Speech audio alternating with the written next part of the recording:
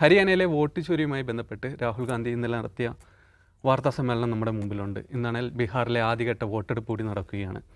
Brazilian മോഡലായ ഒരു യുവതി 22 പേരുകൾ വോട്ട് ചെയ്ത് അടക്കമുള്ള ആരോപണങ്ങൾ രാഹുൽ ഗാന്ധി ഇന്നലെ മുന്നോട്ട് വെച്ചിരുന്നു. ഇന്ന് കോൺഗ്രസിൻ്റെ എക്സ് ഹാൻഡിലുകൾ ഈ യുവതിയുടെ ഒരു വീഡിയോ സന്ദേശം പങ്കുവച്ചിട്ടുണ്ട്. താൻ ഇന്ത്യയിൽ വന്നിട്ടില്ലെന്നും തൻ്റെ ചിത്രങ്ങൾ ഉപയോഗിച്ച് ഇവിടെ ഇത്തരത്തിലുള്ള പരിപാടികൾ നടക്കുന്നു എന്നുള്ളതൊക്കെ അവർ അതിൽ വളരെ വ്യക്തതയോടെ പറയുന്നുണ്ട്. ഈ വിഷയവുമായിട്ട് ബന്ധപ്പെട്ട് തന്നെയാണ് നമ്മൾ ആദ്യം സംസാരിക്കുന്നത്. ബീഹാറിലെ വോട്ടെടുപ്പ് കൂടിയിട്ട് നടക്കുകയാണ്. അജിംസ്, നമുക്കറിയാം ഇന്നലെ രാഹുൽ ഗാന്ധി പുറത്തുവിട്ട ആരോപണങ്ങൾ എത്രത്തോളം ഗുരുതരമായിട്ടുള്ളതാണ്, അല്ലെങ്കിൽ അതെങ്ങനെയാണ് നമ്മുടെ തെരഞ്ഞെടുപ്പ് കമ്മീഷൻ്റെ വിശ്വാസ്യതയെ ബാധിക്കുന്നതൊക്കെ.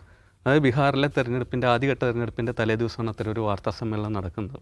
ഇന്നിപ്പോൾ പോളിംഗ് നടന്നുകൊണ്ടിരിക്കുന്നു. എങ്ങനെയാണ് ഇപ്പോൾ ബീഹാറിനെ അത് ഏതെങ്കിലും ഒരു വിധത്തിൽ ബാധിക്കുമോ? ബീഹാറിലെ തെരഞ്ഞെടുപ്പിനെ അതോ SIR അടക്കമുള്ള നടപടിക്രമങ്ങൾ നമ്മൾ കണ്ടതാണ്. മുൻകൂട്ടി തീരുമാനിച്ചുറപ്പിച്ചൊരു വിധിയിലേക്ക് തന്നെയായിരിക്കുമോ ബീഹാർ പോവുക? ബീഹാറിലെ SIR ഇപ്പോഴും കോടതിയിലാണ്. അതായത് ഈ ഒന്നാം ഘട്ട തെരഞ്ഞെടുപ്പ് നടക്കുന്ന സമയത്തും കോടതി പിന്നീട് പരിഗണിക്കാൻ വേണ്ടി ഇന്നലെ മാറ്റിയതാണ്. അതിൽ എന്ത് ഔട്ട്കം വന്നാലും ആ തെരഞ്ഞെടുപ്പിനെ അത് ബാധിക്കുന്ന കാര്യമേ അല്ല. പിന്നെ ഉള്ള കാര്യം, ഇപ്പോൾ നിരവധി ആരോപണങ്ങൾ ഉയർന്ന ഒരു അന്തിമ വോട്ടർ പട്ടിക വെച്ചിട്ടുള്ള തെരഞ്ഞെടുപ്പാണ് ഇപ്പോൾ നടക്കുന്നത്. ആരോപണങ്ങളെന്ന് പറഞ്ഞാൽ അത് പ്രതിപക്ഷം ആരോപിച്ചത് മാത്രമല്ല, മീഡിയ ഇൻസ്റ്റിറ്റ്യൂഷൻസ് തന്നെ നേരിട്ട് പോയി അവിടെ നിന്ന് റിപ്പോർട്ട് ചെയ്തതാണ്. അത് ഡ്രാഫ്റ്റ് ഇലക്ട്രൽ റോൾ വന്നപ്പോഴും അന്തിമ വോട്ടർ പട്ടിക വന്നപ്പോഴും മാധ്യമങ്ങൾ അതിലുണ്ടാകുന്ന പ്രശ്നങ്ങൾ ചൂണ്ടിക്കാട്ടിയിട്ടുണ്ട്. അപ്പോൾ അത് ഇലക്ഷൻ കമ്മീഷൻ അത് പരിഗണിച്ചിട്ടുണ്ടോ, ആ പ്രശ്നങ്ങൾ പരിഗണിച്ചിട്ടുണ്ടോ, അത് ശരിയാക്കാൻ എന്തെങ്കിലും നടപടി സ്വീകരിച്ചോ എന്ന് ചോദിച്ചാൽ നിരാശയാണ് ഫലം. അപ്പോൾ നിരവധി സംശയങ്ങളുള്ള ഒരു വോട്ടർ പട്ടിക വെച്ചുള്ളൊരു തെരഞ്ഞെടുപ്പ് അവിടെ നടക്കുകയാണ്. ഇപ്പോൾ മറ്റൊരു കാര്യം, SIRനെതിരെ ഈ വോട്ട് ചോരി യാത്ര നടത്തിയിരുന്നു, വോട്ടറാധികാര യാത്ര നടത്തിയിരുന്നു രാഹുൽ ഗാന്ധിയും RJDയും എല്ലാം ചേർന്ന്. അപ്പോൾ അതിൽ ഉന്നയിക്കപ്പെട്ട പ്രശ്നം, അത് മുമ്പ് ലോക്സഭാ തെരഞ്ഞെടുപ്പിൽ പല സംസ്ഥാനങ്ങളായി നടന്നിട്ടുള്ള ക്രമക്കേടുകൾ മുന്നിൽ വെച്ചുകൊണ്ട് തെരഞ്ഞെടുപ്പ് കമ്മീഷൻ അക്കൗണ്ടബിൾ ആക്കുന്ന ഒരു രാഷ്ട്രീയ ജാഥയാണത്. അത് ബീഹാർ തെരഞ്ഞെടുപ്പ് മുന്നിൽ കണ്ട് നടത്തിയ യാത്രയാണ്. അതിനുശേഷം നമ്മൾ കാണുന്നത് എന്താണ്, ആ SIR പ്രോസസ്സ് അതുപോലെ നടക്കുന്നു.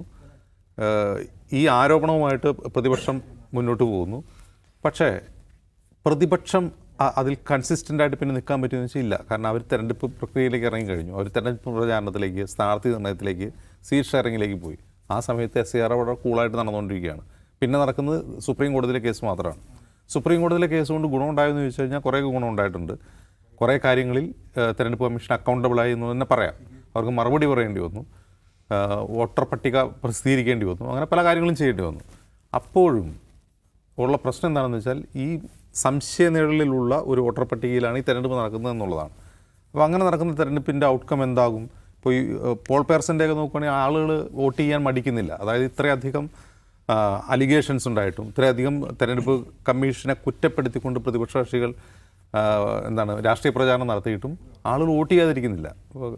കഴിഞ്ഞ 2020 തെരഞ്ഞെടുപ്പിൽ എങ്ങനെയാണോ ആദ്യഘട്ടത്തിൽ ആദ്യ മണിക്കൂറുകളിലെ പോൾ പേഴ്സൻ്റ്, അത് തന്നെയാണ്, ആ തിരക്ക് തന്നെ നമ്മൾ അവിടെ കാണുന്നുണ്ട്. ആരും വോട്ട് ചെയ്യാതിരിക്കുന്നില്ല, ആൾക്കാരും വന്ന് വോട്ട് ചെയ്യുന്നുണ്ട്.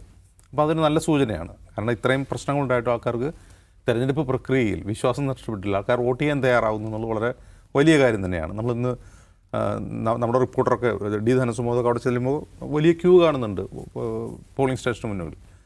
അപ്പോൾ അതൊരു നല്ല സൂചനയാണ്. പക്ഷേ ഉച്ച കഴിഞ്ഞ് നമ്മളിന്ന് കണ്ട വേറൊരു കാര്യം, ബീഹാറിലൊരു ഉപമുഖ്യമന്ത്രി വിജയ് സിൻഹയെ ആൾക്കൂട്ടം ചെരുപ്പെറിയുകയും ചാണകെറിയുകയൊക്കെ ചെയ്യുന്നൊരു കാഴ്ചയും നമ്മൾ കണ്ടു. അപ്പോൾ ഇത് രണ്ടും എന്താണ് സൂചിപ്പിക്കുന്നത്? ഇപ്പോൾ നിലനിൽക്കുന്ന സർക്കാരിനോടുള്ള ആളുകളുടെ രോഷമാണോ? അപ്പോൾ BJP ആരോപിക്കുന്നത് RJDയുടെ ഗുണ്ടകളാണ് എന്നൊക്കെയാണ്. അവന്മാരുടെ മേലെ കൂടി നമ്മൾ ബുൾഡോസർ കയറ്റും എന്നൊക്കെ പറയുന്നുണ്ട് വിജയ് സിൻഹ. അതൊക്കെ അത് വേറെ കാര്യം. പക്ഷേ ആളുകൾ എൻഗേജ് ചെയ്യുന്നുണ്ട്. ഈ ഡെമോക്രസിയുടെ ആളുകൾ ഇപ്പോഴും ഇത്രയധികം തെരഞ്ഞെടുപ്പ് കമ്മീഷൻ സംശയനിഴലിലായിട്ടും രാജ്യത്തെ തെരഞ്ഞെടുപ്പ് പ്രക്രിയ സംശയനിഴലിലായിട്ടും ആളുകൾ തെരഞ്ഞെടുപ്പിനോട് എൻഗേജ് ചെയ്യുന്നു എന്നുള്ളത് ഒരു ശുഭസൂചനയാണ്. അതിൻ്റെ ഔട്ട്കം എന്തായാലും, ഔട്ട്കം 2 സെനാരിയോ വരാം. ഔട്ട്കം എന്തും ആവും. അപ്പോൾ ബീഹാറിൽ ജയിക്കുന്നതൊക്കെ നേരിയ എഡ്ജിനാണ് നമുക്കറിയാം. കഴിഞ്ഞ 2020 തെരഞ്ഞെടുപ്പിലും ചെറിയ ഭൂരിപക്ഷത്തിന്, ചെറിയ സീറ്റുകളുടെ വ്യത്യാസത്തിലേക്കാണ് വിജയം വരുന്നത്. ഇവിടെ അങ്ങനെ വന്നേക്കാം, ആരെങ്കിലും ജയിച്ചേക്കാം. പക്ഷെ അപ്പോഴും രാഹുൽ ഗാന്ധി ഉയർത്തിക്കൊണ്ടിരിക്കുന്ന വിഷയങ്ങൾ അവിടെ തന്നെ നിൽക്കുകയാണ്.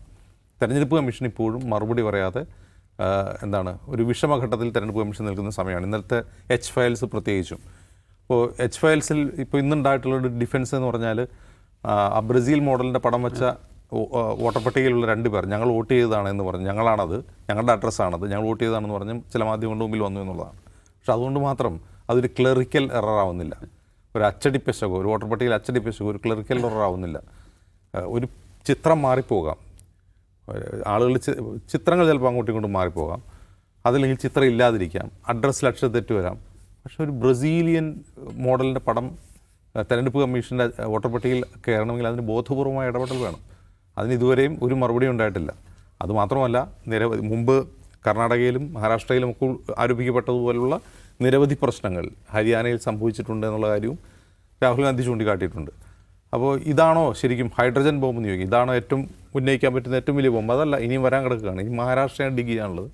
മഹാരാഷ്ട്ര ആയിരിക്കും ഒരു പക്ഷേ ഈ ഹൈഡ്രജൻ ബോംബ് എന്ന് രാഹുൽ ഗാന്ധി വിശേഷിപ്പിക്കുന്ന ഒരു കാര്യം. മഹാരാഷ്ട്രയിൽ ഉണ്ടായിട്ടുള്ളത് അന്ന് തന്നെ, പോളിംഗ് ദിവസം തന്നെ അന്ന് പലരും ചൂണ്ടിക്കാട്ടിയതാണ്. നമ്മുടെ അപ്പോൾ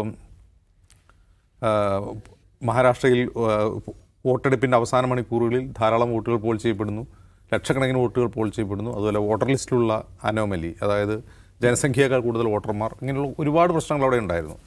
ഇപ്പോൾ മഹാരാഷ്ട്ര ഇനി ഡിഗ് ചെയ്യാൻ എത്ര സമയമെടുക്കും, അത് പുറത്തു കൊണ്ടുവരാൻ എത്ര സമയമെടുക്കും എന്നുള്ളത് മറ്റൊരു കാര്യം. പക്ഷേ ബേസിക് പ്രശ്നം എന്താണെന്ന് വെച്ചാൽ, ഇപ്പോൾ ബീഹാറിൽ ഞാനൊരു സെനാരിയോ പറയുകയാണ്. ബീഹാറിൽ ഇവിടെ മഹാഗഡ്ബന്ധൻ ജയിക്കുകയാണെന്ന് കരുതട്ടെ. അപ്പോൾ ഉണ്ടാകുന്നൊരു പ്രശ്നം എന്താണെന്ന് വെച്ചാൽ, രാഹുൽ ഗാന്ധിയും പ്രതിപക്ഷവും ഉയർത്തിക്കൊണ്ടുവന്ന എല്ലാ ആരോപണങ്ങളും അവിടെ ചീറ്റിപ്പോകും. അതായത് ഇന്ത്യ മുന്നണി അവിടെ ജയിക്കുകയാണ്, മഹാഗഡ്ബന്ധൻ ജയിക്കുകയാണ്. എന്താണ് സംഭവിക്കുക? കണ്ടോ, നിങ്ങൾ ഇത്രയും പ്രശ്നം പറഞ്ഞിട്ട്, തെരഞ്ഞെടുപ്പ് കമ്മീഷൻ്റെ ഇത്രയും പ്രശ്നം പറഞ്ഞിട്ടും ബീഹാറിൽ നിങ്ങൾ ജയിച്ചില്ലേ, BJP തോറ്റുപോയില്ലേ, പിന്നെ എങ്ങനെയാണ് അത് ശരിയാവുക എന്ന ഒരു നറേറ്റീവ് സൃഷ്ടിക്കപ്പെടും. ഇത് തന്നെയായിരുന്നു 2017 UP തെരഞ്ഞെടുപ്പിൻ്റെ സമയത്തുണ്ടായിരുന്നു. UP തെരഞ്ഞെടുപ്പിലാണ് ആദ്യമായി ആളുകൾ തെരഞ്ഞെടുപ്പ് പ്രക്രിയയിൽ പ്രശ്നമുണ്ട് എന്ന് ആളുകൾ ആരോപണം ഉന്നയിക്കുന്നത്. അതിൻ്റെ കാരണം ഡീമോണിറ്റൈസേഷൻ്റെ ഏതാനും മാസത്തിന് ശേഷം നടക്കുന്ന തെരഞ്ഞെടുപ്പാണ്. ഡീമോണിറ്റൈസേഷൻ ഇന്ത്യയിലെ എല്ലാ ജനങ്ങളെയും ബാധിച്ചൊരു കാര്യമാണ്. അത് ഇന്ത്യ മുന്നണി അല്ലെങ്കിൽ കോൺഗ്രസ്സുകാരെ മാത്രം ബാധിച്ചതല്ല, BJPക്കാരെയും ബാധിച്ചൊരു സംഭവമാണ്. അങ്ങനെ ഇരിക്കെ ആ തെരഞ്ഞെടുപ്പിൽ വൻ വിജയം നേടുന്നു. അപ്പോൾ UP എങ്ങനെ BJP പിടിച്ചു? BJP കേവല ഭൂരിപക്ഷത്തിനപ്പുറം പോയി. BJP എങ്ങനെ ഈ UP പിടിച്ചു എന്നതിനെക്കുറിച്ചുള്ള നിരവധി തിയറികൾ എഴുതപ്പെട്ടു. എനിക്ക് തോന്നുന്നു ടൈംസ് ഓഫ് ഇന്ത്യ ഒരു വലിയ ലേഖനം തന്നെ പ്രസിദ്ധീകരിച്ചു. എങ്ങനെയാണ് അമിത്ഷായുടെ നേതൃത്വത്തിൽ എങ്ങനെയാണ് UP BJP പിടിച്ചത്. അതായത് അക്രോസ് ഓൾ കാസ്റ്റ് എന്നാണ് അമിത്ഷാ നടത്തിയിട്ടുള്ള ജാഥകൾ, പ്രകടനങ്ങൾ, പ്രസംഗങ്ങൾ, അത് അവരെ എങ്ങനെ സ്വാധീനിച്ചു, അമിത്ഷാ പറഞ്ഞ വർഗീയത എങ്ങനെ ഓരോരുത്തരെ സ്വാധീനിച്ചു എന്നുള്ളതിനെക്കുറിച്ച് വളരെ വിശദമായ ലേഖനങ്ങൾ വന്നിരുന്നു UP തെരഞ്ഞെടുപ്പിൽ. പക്ഷേ അപ്പോഴും സമാജ്വാദി പാർട്ടിയും BSPയും ആവർത്തിച്ചാരോപിച്ച രീതിയിൽ ക്രമക്കേടുണ്ട്. ഞങ്ങൾ ഒരിക്കൽ പോലും തോക്കാത്ത മണ്ഡലങ്ങളിൽ ഞങ്ങൾ തോറ്റുപോയിരിക്കുന്നു. ഞങ്ങളുടെ സ്ട്രോങ്, ഇപ്പോൾ ഉദാഹരണത്തിന് കേരളത്തിൽ CPM മട്ടന്നൂരിൽ തോക്കുക എന്നുള്ള സംഭവ്യമാണ്. അതുപോലെ അസംഭവ്യമായ സമാജ്വാദി പാർട്ടിയുടെ സീറ്റുകൾ അവർക്ക് നഷ്ടപ്പെട്ടു. അപ്പോഴാണ് അവർ ആദ്യമായി സംശയം ഉന്നയിക്കുന്നത്. നമ്മൾ കാണുന്നു 2017 ശേഷം വളരെ പെട്ടെന്ന് നടക്കുന്ന പിന്നെയുള്ള തെരഞ്ഞെടുപ്പുകളിൽ ഛത്തീസ്ഗഡ്, മധ്യപ്രദേശ്, രാജസ്ഥാനൊക്കെ അവർ ജയിക്കുന്നു. അപ്പോൾ ഈ ആരോപണത്തിന് മുന്നേ ഒടിഞ്ഞു. അതെങ്ങനെയാണ് ഇവിടെയൊക്കെ ജയിക്കുമ്പോൾ നിങ്ങൾക്ക് പ്രശ്നമില്ലേ എന്ന ചോദ്യം വരുന്നു. ബീഹാറിലും ഒരു സെയിം സിറ്റുവേഷൻ, ഒരു വിൻ വിൻ സിറ്റുവേഷൻ നിൽക്കുകയാണ്. അവിടെ ഇനി മഹാഗഡ്ബന്ധൻ അങ്ങനെ ജയിക്കുകയാണെന്ന് തന്നെ കരുതുക. ജയിക്കുമ്പോൾ പറയും ഈ പ്രശ്നം അവിടെ നിങ്ങൾ ജയിച്ചില്ലേ, ഇനി എന്തിനാണ് നിങ്ങൾ ഈ പ്രശ്നം പറയുന്നത്, മഹാരാഷ്ട്ര ഇനി പറയരുത്, ഇനി മഹാരാഷ്ട്ര നിങ്ങൾ പറയരുത് എന്ന് പറയും. യഥാർത്ഥത്തിൽ ഏതെങ്കിലും പാർട്ടി ജയിക്കുകയോ തോൽക്കുകയോ എന്നുള്ളതല്ല. ഈ പ്രക്രിയ, തെരഞ്ഞെടുപ്പ് പ്രക്രിയ സുതാര്യമാക്കാൻ തെരഞ്ഞെടുപ്പ് കമ്മീഷനെ അക്കൗണ്ടബിൾ ആക്കുന്ന തരത്തിലുള്ള രാഷ്ട്രീയ പ്രചാരണം ഇന്ത്യ മുന്നണി തുടർന്നാൽ അത് ഇന്ത്യ മുന്നണിയുടെ മാത്രം പ്രശ്നമല്ല, ഓരോ വോട്ടർമാരുടെയും പ്രശ്നമാണ്. ഇത് രാഹുൽ ഗാന്ധിയുടെയോ കോൺഗ്രസിൻ്റെ മാത്രം പ്രശ്നമല്ല, ഓരോ വോട്ടർമാരുടെയും പ്രശ്നമാണ്. ബീഹാറിൽ ഇന്ത്യ മുന്നണി ജയിച്ചാലും തോറ്റാലും ഈ പ്രചാരണം തുടർന്നുകൊണ്ടേയിരിക്കണം. കാരണം ഇത് അക്കൗണ്ടബിലിറ്റി ഉണ്ടാവണം, ട്രാൻസ്പെറൻസി ഉണ്ടാവണം. അതുണ്ടാക്കിയെടുക്കാൻ തക്ക വിധത്തിലുള്ള അഡ്മിനിസ്ട്രേറ്റീവ് റിഫോമിന് ആവശ്യമായ പ്രതിഷേധം വോട്ടർമാരിൽ നിന്നുണ്ടായേ പറ്റുള്ളൂ. ഇത് എനിക്ക് വോട്ടുണ്ടോ അല്ലെങ്കിൽ എൻ്റെ വോട്ട് ഡിലീറ്റ് ചെയ്തെന്ന് മാത്രം ഒരു വോട്ടർ, ഒരു പൗരൻ അന്വേഷിച്ചാൽ മാത്രം പോരാ. ഇത് ഓരോ പൗരൻ്റെയും അക്കൗണ്ടബിലിറ്റി ആക്കി മാറ്റുന്ന വിധം ആ പ്രചാരണം ഏറ്റെടുക്കേണ്ടി വരും എന്നുള്ളതാണ്. പക്ഷേ ദൗർഭാഗ്യവശാൽ ഇത് കോൺഗ്രസിൻ്റെ പോലും, ഒരു പാർട്ടി എന്ന നിലയിൽ കോൺഗ്രസിൻ്റെ പോലും ഒരു മെയിൻ അജണ്ട ആവുന്നുണ്ടോ എന്നുള്ളത് സംശയമാണ്. അതിന് കാരണം ഇപ്പോൾ നമ്മൾ കേരളത്തിലേക്ക് പോകുക. കേരളത്തിൽ തന്നെ ഇപ്പോൾ തൃശ്ശൂർ ഒരു സ്പെസിമെനാണ്. ഈ തദ്ദേശ തെരഞ്ഞെടുപ്പിൽ എവിടെയൊക്കെയാണ് വോട്ട് വെട്ടിമാറ്റുന്നതിനെക്കുറിച്ചും വാർഡുകൾ അനീതികരമായി വിഭജിക്കപ്പെട്ടതിനെക്കുറിച്ചുള്ള പരാതികൾ ഉയർന്നത് അതൊരു പ്രധാന വിഷയമാവുന്നുണ്ടോ കോൺഗ്രസ് പാർട്ടിയുടെ പ്രധാന? ഇത് രാഹുൽ ഗാന്ധിയുടെ എന്തോ ഒരു പേഴ്സണൽ ഇഷ്യൂ ആയിട്ടാണ് ഇപ്പോഴും ആളുകൾ കാണുന്നത്, രാഹുൽ ഗാന്ധിയുടെ മാത്രം പ്രശ്നമായിട്ടാണ്. അതുപോലെ ഇന്ത്യ മുന്നണിയിലെ മറ്റ് പാർട്ടികൾ, ഘടകകക്ഷികൾ എന്ന് പറയാവുന്ന ഇപ്പോൾ CPMന് തന്നെ, CPM എന്ന പാർട്ടി ഇന്നത്തെ ദേശാഭിമാനിയുടെ ഫ്രണ്ട് പേജ് നോക്കുക, രാഹുൽ ഗാന്ധിയുടെ വാർത്താ സമ്മേളനം H5 എന്നൊരു വാർത്തയായാലും ആദ്യത്തെ പേജുകളിൽ. അതെങ്ങനെയാണ് സംഭവിക്കുക? CPMന് അതൊരു പ്രശ്നമല്ലേ? CPM അങ്ങനെ ഒരു പ്രശ്നമുണ്ടെന്ന് അംഗീകരിക്കുന്നില്ലേ? CPM ഒരു പാർട്ടി എന്ന നിലയിൽ അതിൻ്റെ പോളിറ്റ് ബ്യൂറോ തന്നെ ഈ പറയുന്ന വോട്ട് ചോരിയിൽ എത്രമാത്രം രാഷ്ട്രീയമായി അതിനെ പ്രതിരോധിക്കുന്നുണ്ടെന്ന് നമ്മൾ നോക്കിക്കഴിഞ്ഞാൽ പോളിറ്റ് ബ്യൂറോയുടെ കമ്മ്യൂണിറ്റി എടുത്തു കഴിഞ്ഞാൽ അതൊന്നുമില്ല. തെരഞ്ഞെടുപ്പ് കമ്മീഷനെതിരെ ചോദ്യങ്ങൾ ഉന്നയിക്കുന്നുണ്ട്. തെരഞ്ഞെടുപ്പ് കമ്മീഷനെതിരെ ചോദ്യങ്ങൾ ഉന്നയിക്കുന്നുണ്ട്, തെരഞ്ഞെടുപ്പ് കമ്മീഷനോട് ചോദ്യങ്ങൾ ഉന്നയിക്കുന്നുണ്ട്. പക്ഷേ രാഹുൽ ഗാന്ധി ഉന്നയിക്കുന്ന വോട്ട് ചോരി, ഈ തെളിവുകൾ അവരത് അത്രമാത്രം ടേക്കപ്പ് ചെയ്യുന്നില്ല എന്ന് കാണാം. അപ്പോൾ ഗണശക്തിയിൽ വരുന്നതിൻ്റെ കാരണം അവിടെ അതില്ലാതെ പറ്റില്ല.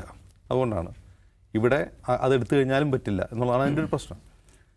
അപ്പോൾ ഇതൊരു ദൗർഭാഗ്യകരമായ അവസ്ഥയാണ്. പ്രതിപക്ഷ രാഷ്ട്രീയ കക്ഷികൾക്ക് ഇക്കാര്യത്തിലൊരു ഒറ്റക്കെട്ടായ നിലപാടോ തീരുമാനമോ ഇല്ല.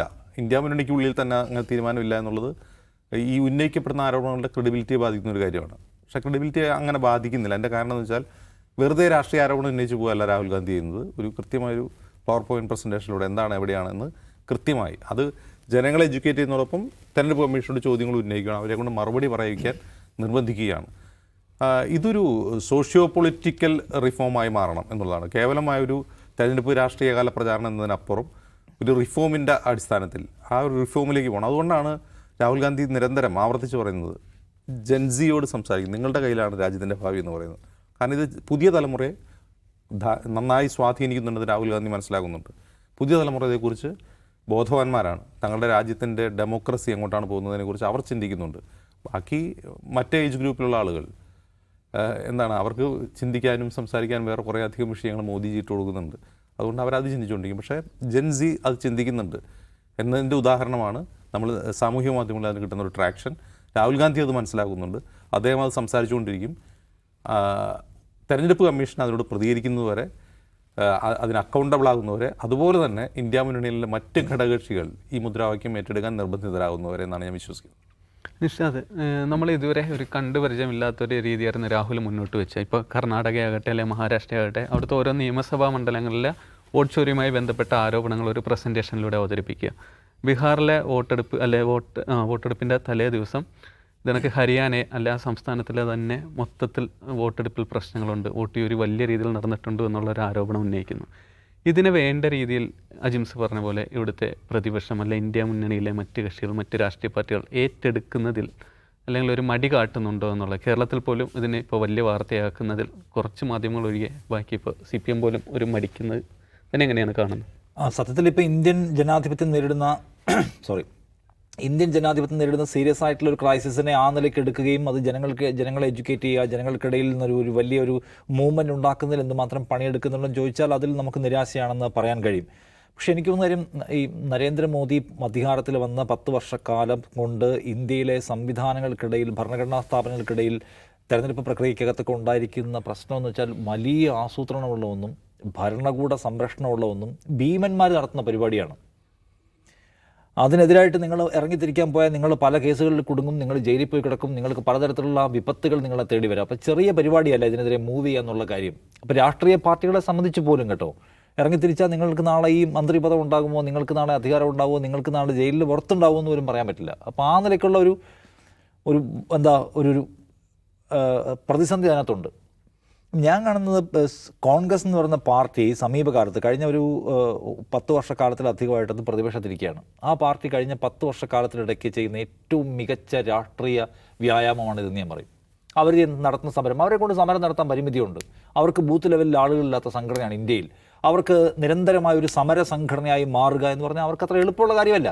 അവർ ശരിയാണ് ഭാരത് ജോഡോ യാത്ര നടത്തി, പക്ഷേ അതുകൊണ്ട് കഴിഞ്ഞല്ലോ. അവർക്കൊരു നമുക്കറിയാവുന്ന പോലെ കോൺഗ്രസ് ഇന്ത്യക്ക് സ്വാതന്ത്ര്യം കിട്ടിയ കാലം മുതൽ ഇങ്ങോട്ട് ഭരണാധികാരത്തിൻ്റെ തണലിൽ മാത്രം ജീവിച്ചു വന്നിട്ടുള്ള ഒരു പാർട്ടിയാണ്. ആ പാർട്ടി സമരം ചെയ്തും അധ്വാനിച്ചുമല്ല അതിന് അധികാരം കിട്ടിയിട്ടുള്ളത്. സ്വാതന്ത്ര്യ സമരത്തിൽ പങ്കാളിത്തം ഉണ്ടായിരുന്നു. അത് കോൺഗ്രസ് ഒരു പാർട്ടി എന്ന നിലയ്ക്കുള്ള പങ്കാളിത്തം എന്ന് പറയാൻ കഴിയില്ല. അത് ഇന്ത്യയിലെ ആകമാനം മൂവ്മെൻ്റ് ആയിരുന്നു.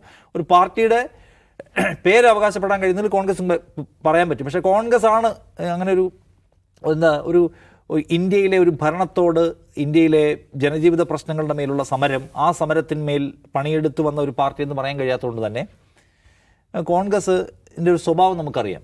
അങ്ങനെ ഇരിക്കെ ഇന്ത്യൻ ഡെമോക്രസി എന്ന് അഭിമുഖീകരിക്കുന്ന പ്രശ്നത്തിൽ എങ്ങനെ പ്രതികരിക്കണമെന്ന കാര്യത്തിൽ വളരെ പവർഫുൾ ആയിട്ടുള്ള ഒരു എക്സസൈസാണ് ഇപ്പോൾ അവർ നടത്തിക്കൊണ്ടിരിക്കുന്നത് ഞാൻ പറയും. ഇത് രാഹുൽ ഗാന്ധിയാണ്, ശരിയാണ്, ഇത് അവതരിപ്പിക്കുന്ന ആൾ രാഹുൽ ഗാന്ധിയുടെ പ്രോജക്റ്റാണ്. രാഹുൽ ഗാന്ധി അതിനുവേണ്ടി ഇനീഷ്യേറ്റീവ് എടുക്കുന്നുണ്ട്. അദ്ദേഹമാണ് അതിന് നായകൻ എന്ന് പറയുമ്പോഴും കോൺഗ്രസിലെ വലിയൊരു സംഘം അതിനകത്ത് പണിയെടുക്കുന്നുണ്ട്. യൂത്ത് കോൺഗ്രസുമായി ബന്ധപ്പെട്ട് നോക്കൂ, അവരാണ് ഇതിനകത്ത് ഏറ്റവും കൂടുതൽ സംഗതികൾ പ്രചരിപ്പിക്കുന്ന ആൾക്കാർ. ഇന്നലെ ഹൈഡ്രജൻ മൂവ് വരാൻ പോകുന്നൊക്കെയുള്ള ആദ്യത്തെ ടീസർ കൊടുക്കുന്ന യൂത്ത് കോൺഗ്രസ് ആണ്. കേരളത്തിൽ തന്നെ നമ്മൾ വോട്ട് ചോരിയുമായി ബന്ധപ്പെട്ട് സംസാരിക്കുമ്പോൾ കേരളത്തിലെ ഏതാണ്ട് എല്ലാ കോൺഗ്രസ് നേതാക്കളും അതിനെക്കുറിച്ച് അവെയറാണ്. അവരെല്ലാവരും അതിൻ്റെ ഡീറ്റെയിൽസ് എല്ലാവരും സംസാരിക്കുന്നു. ഇന്ത്യയിലെമ്പാടുമുള്ള പ്രധാനപ്പെട്ട മുൻനിര യുവ കോൺഗ്രസ് നേതാക്കൾക്ക് വോട്ട് ചോരി എന്ന ആശയത്തെക്കുറിച്ച് അറിയാം. അപ്പോൾ അവരതിനെക്കുറിച്ച് നിരന്തരം സംസാരിച്ചുകൊണ്ടേയിരിക്കുന്നുണ്ട്. എന്നാൽ ഈ ദിവസങ്ങൾ കൊണ്ട് കോൺഗ്രസ് നേടിയെടുത്തൊരു കാര്യം, വോട്ട് ചോരി എന്ന് പറയുന്ന വാക്ക് അവർ ട്രെൻഡിങ് ആക്കാൻ അവർക്ക് പറ്റി. വോട്ട് ചോരി എന്നതിനെക്കുറിച്ച് ആളുകൾക്ക് ഏതാണ്ട് ഒരു ധാരണയുണ്ട്. എല്ലാവരിലേക്കും എത്തിയോ ചോദിച്ചാൽ ഇല്ല, പക്ഷേ ആളുകൾക്കൊരു ധാരണയുണ്ട്. വോട്ടിങ്ങുമായി ബന്ധപ്പെട്ട് വലിയ ക്രമക്കേട് നടക്കുന്നുണ്ട് എന്ന കാര്യം ജനങ്ങളിൽ എത്തിക്കുന്നതിൽ രാഹുൽ ഗാന്ധിക്ക് വിജയിക്കാൻ കഴിഞ്ഞു. ഇന്നലത്തെ അദ്ദേഹത്തിൻ്റെ പ്രസൻറ്റേഷൻ നോക്കും, വളരെ സിമ്പിളാണ്, പക്ക പെർഫെക്റ്റ് ആയിട്ടുള്ള സംഗതിയാണ്. ഒരു ആശയക്കുഴപ്പത്തിനും ഇടയില്ല. അദ്ദേഹം ഒരു സ്കൂൾ ടീച്ചർ എങ്ങനെയാണോ കുട്ടികളെ പഠിപ്പിക്കുന്നത് അതുപോലെ പഠിപ്പിക്കുന്നു, ഹിന്ദിയിലും ഇംഗ്ലീഷിലും, എല്ലാ ഗ്രൂപ്പ് ഓഫ് ആളുകൾക്കും മനസ്സിലാവുന്നതിന് വേണ്ടി.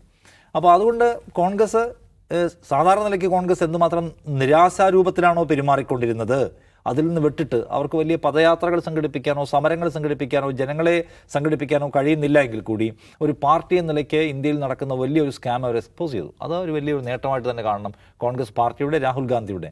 എന്നിട്ട് തെരഞ്ഞെടുപ്പ് കമ്മീഷൻ അതിനെക്കുറിച്ച് പറയുന്ന ഒരു കാര്യം, അതായത് രാഹുൽ ഗാന്ധിക്കും അദ്ദേഹത്തിൻ്റെ പാർട്ടിക്കും പരാതി ഉണ്ടായിരുന്നെങ്കിൽ നേരത്തെ പറയണമായിരുന്നു എന്നാണ്.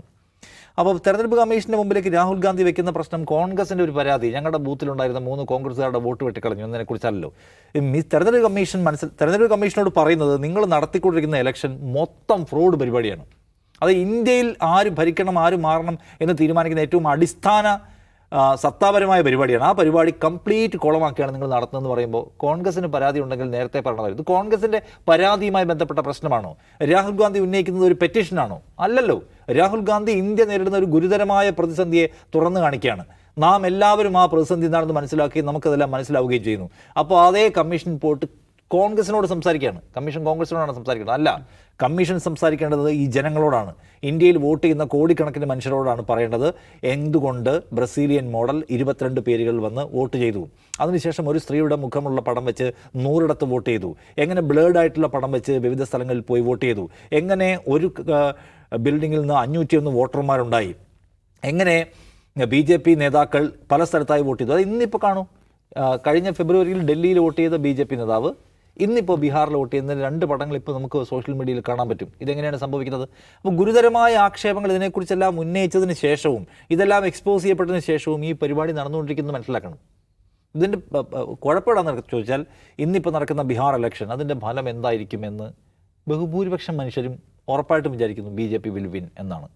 എങ്ങനെ വിജയിക്കുകയും ചോദിച്ചാൽ അതിൽ നല്ല ശതമാനം ആൾക്കാർ പറയുന്നത് ഓൾറെഡി അവർ അതിൻ്റെ വിധി തീരുമാനിച്ച് കഴിഞ്ഞിട്ടുണ്ട്. ഇപ്പോൾ രാഹുൽ ഗാന്ധി തലേന്ന് നടത്തിയിട്ടുള്ള വാർത്താ സമ്മേളനം അതിൻ്റെ ആ മുൻവിധിയെ ഭയങ്കരമായി സ്വാധീനിക്കുകയും ചെയ്തിട്ടുണ്ട്. ഓൾറെഡി 60 ലക്ഷം ആൾക്കാരെയും കണ്ട് അവിടെ നിന്ന് വെട്ടിക്കളഞ്ഞു. ആ വെട്ടിക്കളഞ്ഞ ആൾക്കാരെ എങ്ങനെയൊക്കെ ഏത് വഴിക്കാണ് വെട്ടിക്കളഞ്ഞത് നമ്മൾ ഒരുപാട് തവണ സംസാരിച്ച് കഴിഞ്ഞതാണ്. അപ്പോൾ അതിനുശേഷം നടക്കുന്ന ഇലക്ഷൻ എങ്ങനെ ഫെയർ ഇലക്ഷനായിട്ട് മാറും? അപ്പോൾ ഏറ്റവും വലിയ അപകടകരമായ സാഹചര്യം ചോദിച്ചാൽ, നമ്മൾ നടക്കുന്ന ഇലക്ഷനൊന്നും വിശ്വാസയോഗ്യമല്ല എന്നും അത് തട്ടിപ്പാണെന്നും അത് ഓൾറെഡി തീരുമാനിക്കപ്പെട്ടുവെന്നും തെരഞ്ഞെടുപ്പ് കമ്മീഷൻ എന്ന് പറഞ്ഞ ഭരണഘടനാ സ്ഥാപനം അതിനെല്ലാം സഹായം ചെയ്ത് കൊടുക്കുകയാണെന്നുള്ള അവിശ്വാസം ആളുകളിൽ കൂടിക്കൊണ്ടിരിക്കുകയാണ്. അപ്പോൾ രാഹുൽ ഗാന്ധിയെ 10 ചീത്ത പറഞ്ഞാൽ, രാഹുൽ ഗാന്ധിയുടെ പാർട്ടിക്ക് പരാതിയില്ലല്ലോ എന്ന് പറഞ്ഞാൽ, ഏതെങ്കിലും 2 പേരെ കൊണ്ടുവന്ന് നിർത്തിയിട്ട് ആ വോട്ട് ചെയ്ത സ്വീറ്റി ഞാൻ തന്നെയാണെന്ന് പറഞ്ഞാൽ ഇതിലെ പ്രശ്നം അവസാനിക്കാൻ പോകുന്നില്ല. ആളുകൾക്ക് മുഴുവൻ മനസ്സിലായി കഴിഞ്ഞു ഇതിലെ തട്ടിപ്പ് എന്താണെന്ന കാര്യം.